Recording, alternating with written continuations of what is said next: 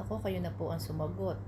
Siyempre, matatalino naman po tayo. Masasagot naman po natin yan. Masasagot nyo yan. Sino? Sino ang nag-sponsor? Silang mga vloggers. Ano ang purpose nila ng pagpunta ng China? Nakakalungkot, no? Yung binigyan ka ng katalinuhan. Let's say may kapansanan ka, pero binigyan ka ng katalinuhan, kakayahan, mag-isip para paunlarin yung sarili mo. Pero pinili mo pa rin gamitin sa kasamaan. Mas pinili mong gamitin doon sa pamemeke ng mga impormasyon para kumita ng mas malaking halaga.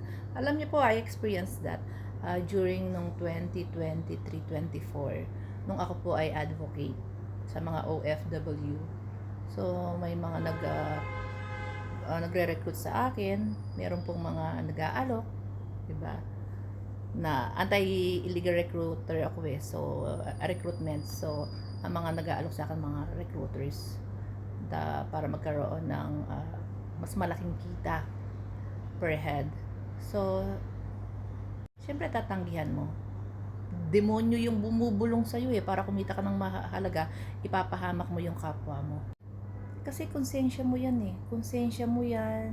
Ipapahamak mo yung mga kapwa mo Pilipino. Hindi lang mga kapwa mo Pilipino. Diba? Konsensya mo yan. Pananagutan mo yan sa taas. Tapos yung maririnig, alam mo yung may mga nagme-message sa akin, yung mga anak, nag-aalala sila sa mga magulang nila kasi na-recruit. Diba? Ano yung pakiramdam? Diba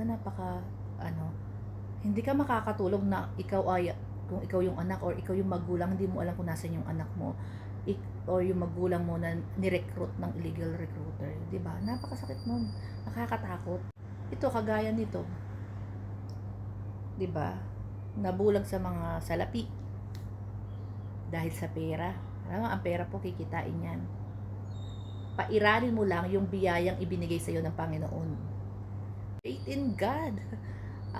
Huwag po tayong maghanga doon sa mabilis na pera pero kinuha sa masamang paraan.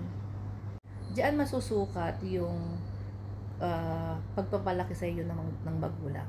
Kung paano mo gagamitin yung kabutihang pinalaki sa iyo ng magulang mo.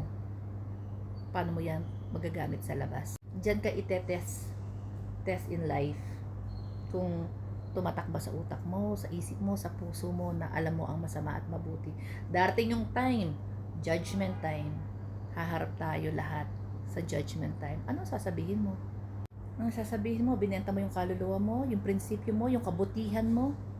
Binenta mo sa halagang 150,000 monthly para maiupo uli ang isa pang magnanakaw, para maiupo uli para ang isang politiko para makapagnakaw uli. Ganun ba? Hindi po tayo pare-pareho ng pananaw, prinsipyo, paniniwala. Pero kahit po sino ang maupo na presidente, tandaan nyo, kahit si PBBM, marami akong gustong ginagawa ni PBBM ngayon, pero marami akong yung mga gabinete niya sa baba na ayaw ko, kagaya ng DILG, ayaw ko yung ginagawa nila. Tamad, ang dami nating mga takas ngayon na hindi pa nahuhuli. Ano pa ba? DOH, yan din, ayaw ko rin yung ginagawa nila.